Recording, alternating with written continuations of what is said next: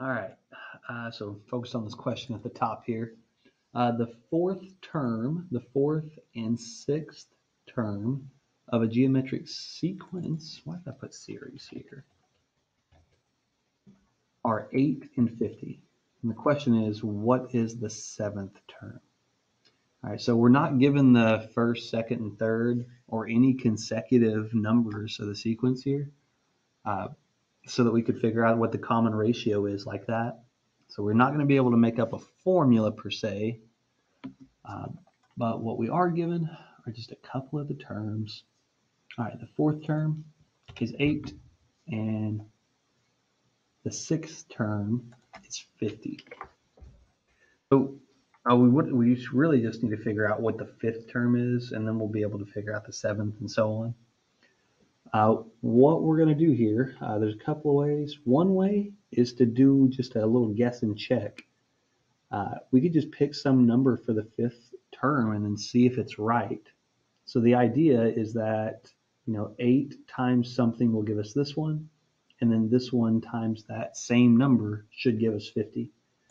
So if we try like 32, all right, this is not going to work out because 8 times 4 gives 32, but 32 times 4 does not give 50. All right, so maybe 24. 8 times 3 gives 24, but 24 times 3 is bigger than 50.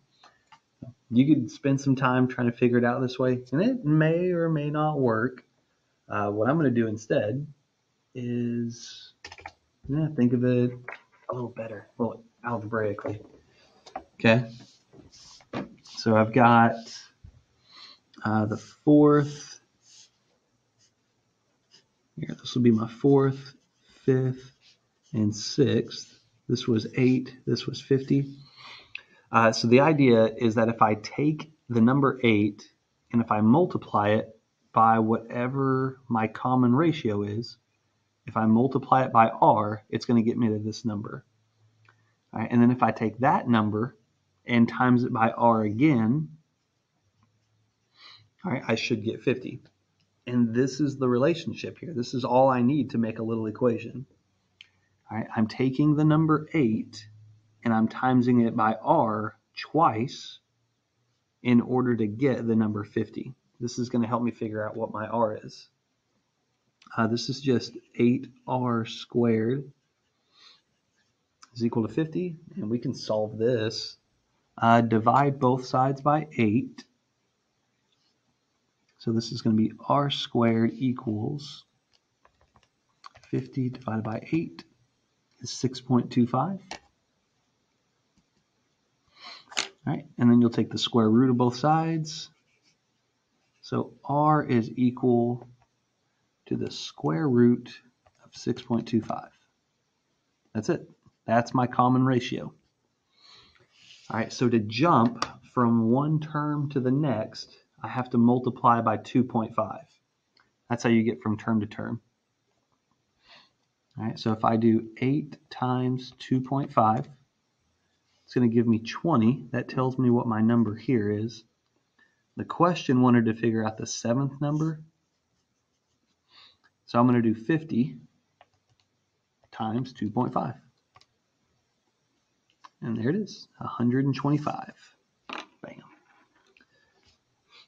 All right, I got a similar question here. This one, they are giving us the fifth and the eighth term, and they want to know what numbers are in between the sixth and the seventh. All right, let me write this down. So the fifth term is 20. The eighth term is negative. And we want to know what is A6 and A7. All right, so it's going to be a similar little procedure. So if I do, actually, let me go ahead and make the little chart again. I like the little chart.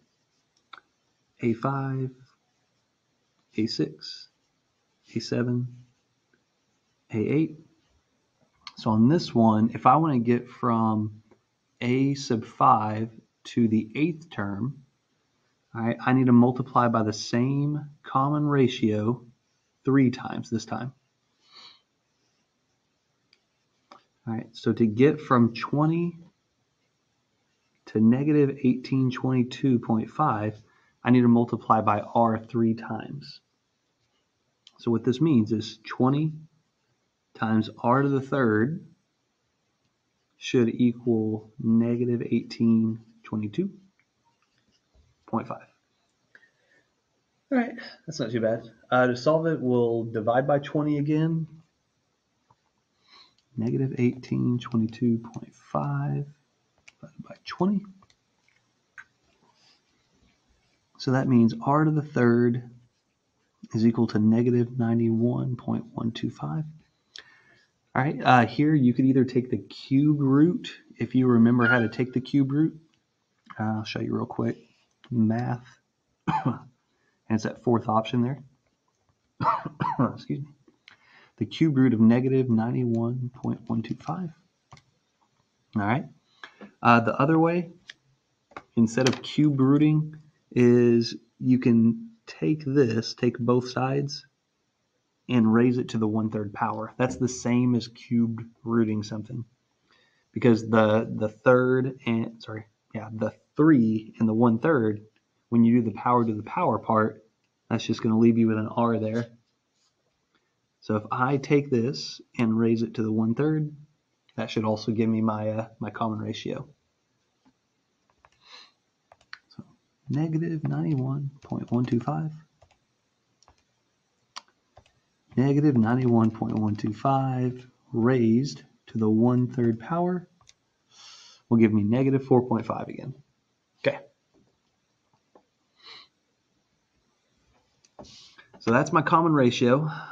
If I want to figure out the 6th term, I just need to do 20 times that negative 4.5. Okay. So 20 times my common ratio. Going to give me negative 90. And then to get the 7th term, I'll multiply that by negative 4.5 again. All right, if I want to check my answer, if I multiply this 405 times another negative 4.5, I should get my 8th number in the sequence.